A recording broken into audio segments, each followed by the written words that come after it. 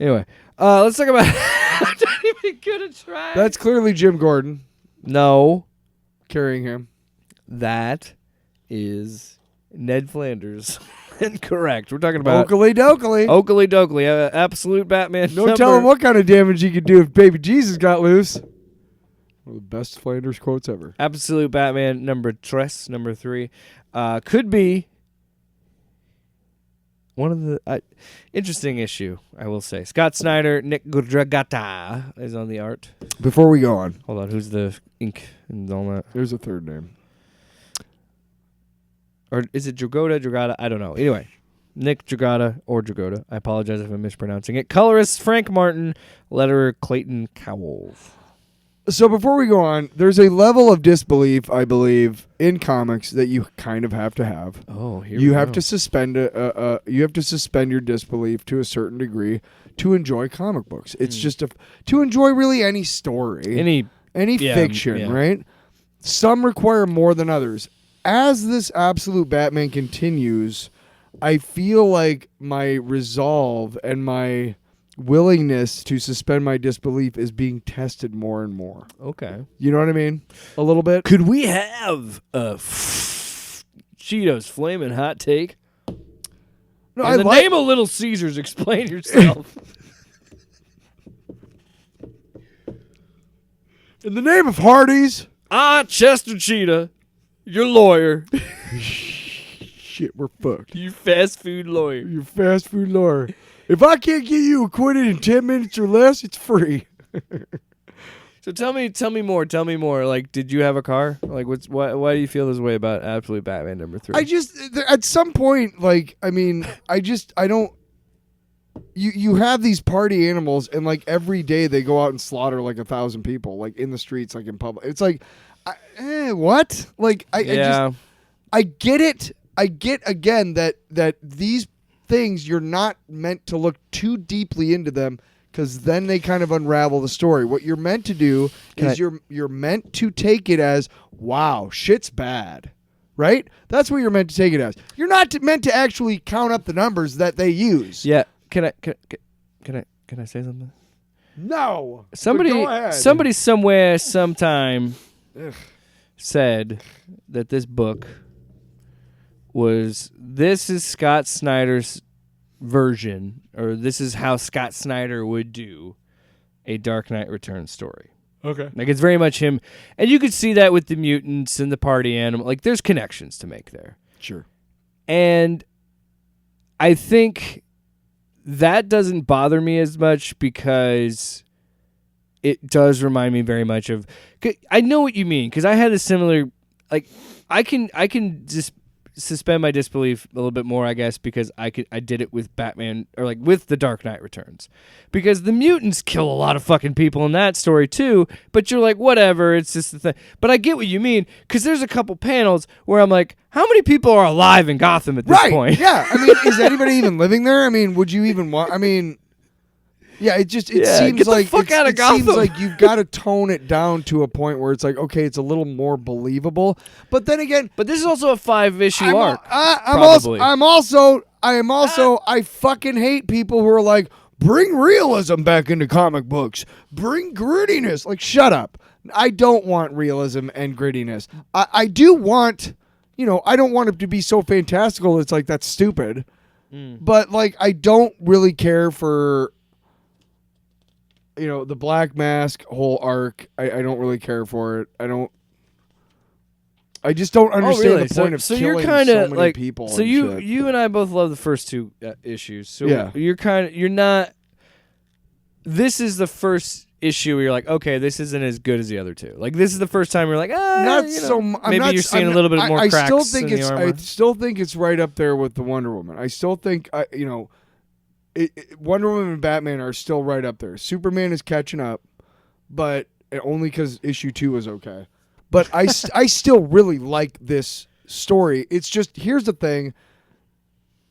I don't really like that he has the villains as like his buddies. It doesn't make sense to me. I haven't been a huge fan of that. But then this is where the the flashbacks with Selena when he's a kid. Haven't we been through that with X-Men First Class, right? I mean, you know what I mean? Like, yeah. Enough with some of the stuff. And let me just say, I had these thoughts too, and I've been saying that for the last 2 issues, and I'm not 100%. I hate how he draws fucking human fucking faces. I hate it. He is a bad human face drawer. There's so many points where they show Batman in this sequence from the side, and his nose looks like a fucking penguin. It's like, what the fuck are you doing? I wholeheartedly disagree. Fine. I will argue that Bruce still looks a little weird to me. I will concede that. Okay, but I think I like the art a lot. So I don't see. I still do too. It's just I don't know like why. that. You think that's too pointy? I disagree. Isn't it, that shot like I'm pointing at a specific panel? But anyway, No. Again, I'll keep your face. I just want to find it. Here. What is that? What is that? I think you're being nitpicky. You're nitpicky. You're being You're fucking being a nitpicky nitpicker. to be nitpicky. All right, ladies and gentlemen, this is the first time we've done this. Tyler, Why? drum roll, please. Why? The new Why are we Aquaman even series. caring? Why are we even Tyler, caring can you anymore? give me a little drum roll? Yeah. It's time for the Batman bias. Oh, I got a phone call. It's God. So God hung up. Jesus called and I said no. Not today. Not today, Call JFC. me on Sunday, but not when the Vikings Not play. when the Vikings play. Give me a call after 3:30 on Sunday. That's after the Vikings play. I hope you recorded that. Oh yes, I have. Oh boy. Hello, future us. I get what you're saying, and I think, but I want to employ the Batman bias here. Batman is my fave. I love that guy. So I am When gonna. he turns a demolition truck into a That's what I'm Batmobile. saying. Then he turns it into a bat sub. Just like what I said earlier. With the don't you start talking. Just like I said earlier, with the mutants and the party animals, I'm going to be a little bit more. I'm going to forgive everything that you just said because, yeah, you turned a goddamn truck into a Batmobile, Tyler. Also, a Transformer. I know you're sitting here and you're defending it against my perceived slights, but didn't you laugh at me or didn't you tell me like, "What, black coin?" I'll get to that. Yeah. So the first thing that I'm like, okay, again, I've always been I've been a big fan of Snyder. I've talked about it on the show.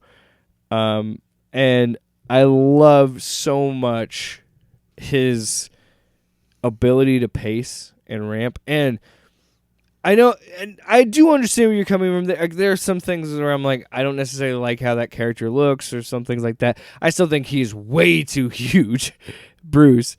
But the way that Dragata panels, he panels it very similar to how he did on like East of West and shit, where he packs so many panels inside a page, and it does so much for not only storytelling in terms of like you can put these smaller things in and show him typing in something or a close up on a certain character. Like it's just and so that whole sequence when he gets out of the elevator from where we left off in the last issue, and he's driving this thing, and Alfred's trying to get inside of it, and he won't let him do it. And he goes, "You got 30 seconds to tell me why I should let you inside this fucking thing." And they have their conversation, and then I just love it because it still does that. It does what these absolute books should be doing, and it takes familiar ideas, familiar characters, and mixes it up a little bit, but keeps the chemistry. So we're gonna take Alfred and Batman's dynamic, and we're gonna throw out that he's his butler / father figure. We're gonna throw out that we're gonna keep the idea that he was military. We like that, right? So, but we're gonna change it to he's a fucking covert spy. And now their banter is in the field fucking people up. interesting, right? Like, okay, this is what I'm here for. And like that opening sequence, I'm like, fuck yeah, man, that's why I love this.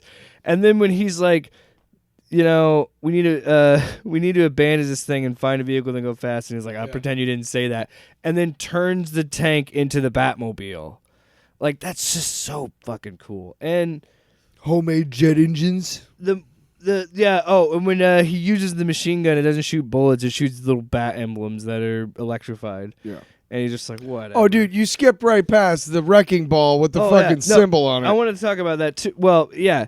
Again, pacing and paneling and how good the dialogue is, that they're having a full-blown conversation bickering while he has dropped a wrecking ball behind him and wiped out a whole group of cars and blown them up.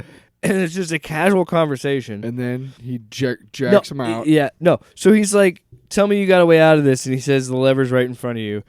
Alfred pulls it, shoots him straight up in the air.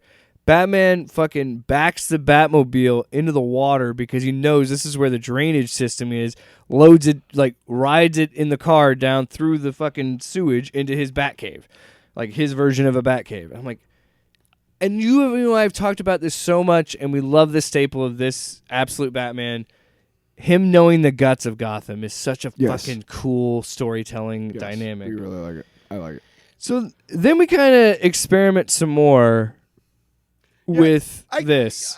This sequence I could do without. I can do without. I don't I don't want him to be best friends with fucking Ed Nigma. Okay. You know what I mean? With the Riddler. But and what is this robot that he's got? Stop now. Listen to me.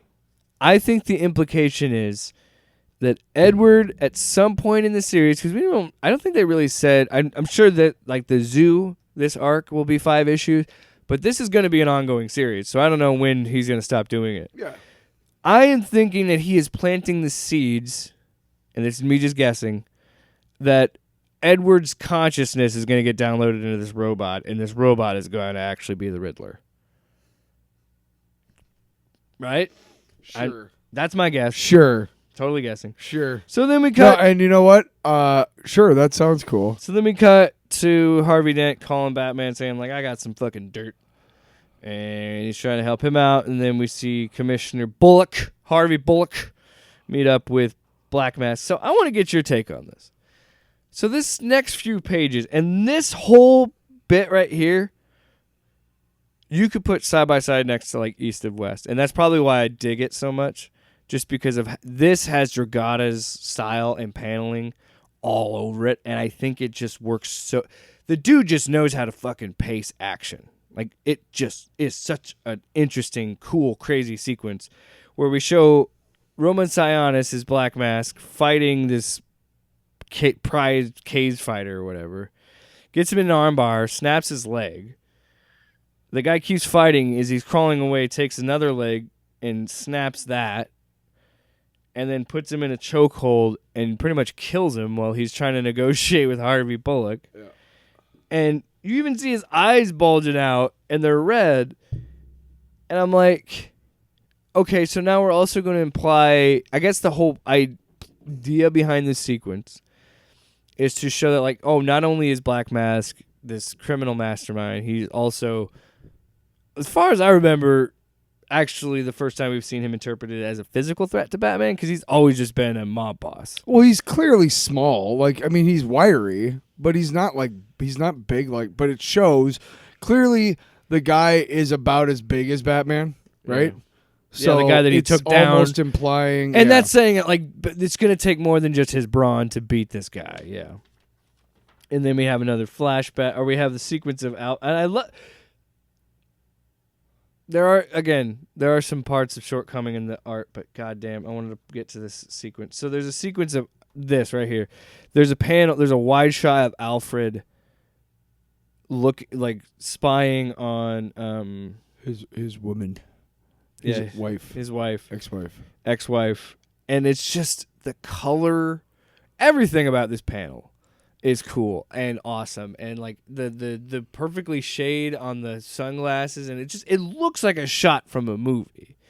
And that's what I've always said about what Snyder's been able to do with the artists that he's like his writing, and the artists that he's been able to work with have been like, his stories are always super cinematic. And like that shot right there, I was like, damn, that looks like that could be in a movie, you know? And I know that I will say this about Alfred. His look has grown on me. When I first saw him, I thought he looked stupid, but I'm kind of grown on me. So yeah, the issue ends with him being like, I hope. Also, there's also the thing that at the beginning where he says, take a deal with Black Mass so you can fund this thing and make it bigger, to take his money to build it. And so yeah, now we're getting the idea of like, okay, now we're gonna lean into the usual trappings of our usual story of what Batman is, right? But we're still gonna be like, what if this Batman goes to the level of taking money from a criminal to, become, the Batman that we know. Yeah. Before that, yes, I made a joke because there's the helmet. We find out what the helmet is and how it works and how they can all communicate with each other, as they're all in a network. And you can't kill these helmets because there's always a connection. Yeah. You didn't go to the last page. What? The fucking Joker thing? No. What? Go to the next page. Oh, when he said he took the deal, but I'm trying to explain it. Okay, we'll leave it open while we can look at it. Because I want to talk about the helmets. Okay. And he says, oh, it's a cryptocurrency called Blackcoin. I said, really? Blackcoin?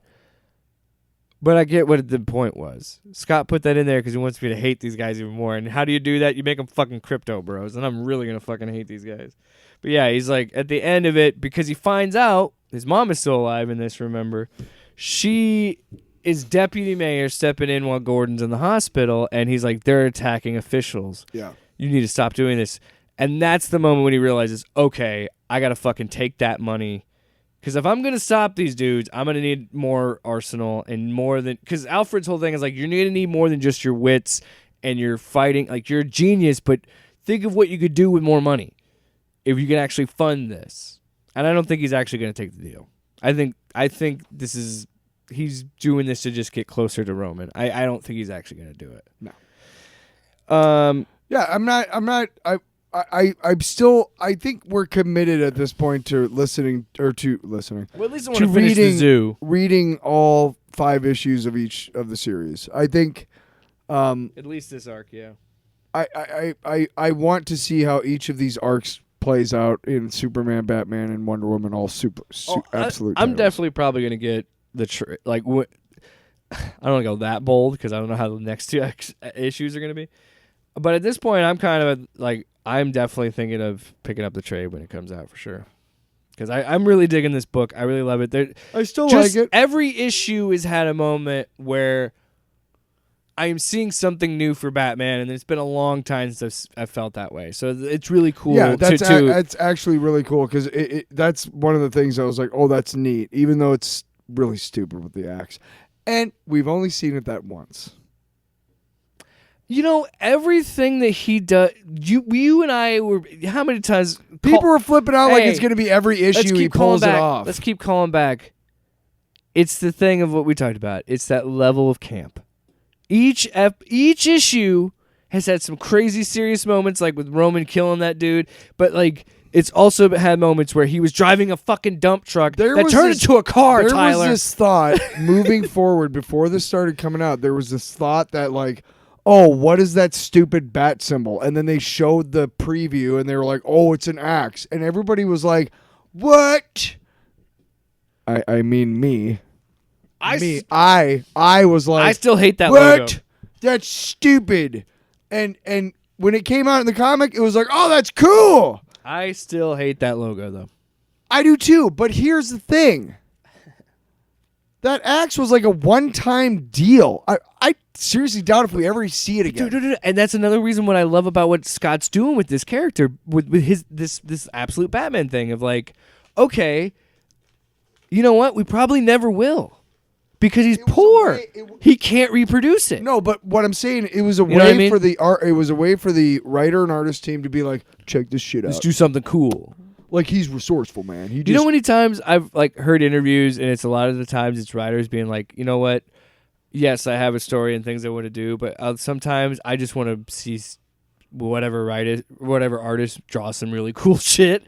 You know, because you and I said we were going to debate because I thought I was going to finish it. I haven't finished it yet. I have the first arc of Immortal Thor, I've been reading through it, and I'm like, this is awesome. And you said you didn't really like it that much, and I'm like, I don't know what you're talking about. It did not trip my trigger like Immortal Hulk did. But I will try and get that finished because It's Al Ewing. But I love it. I was like, oh, cool. I've read deconstructed the Hulk in such a way that nobody really has since Peter David. I read the first two. Oh, I wonder what he's going to do with Thor. Nothing. Okay. Did you even start reading it? I read the first two.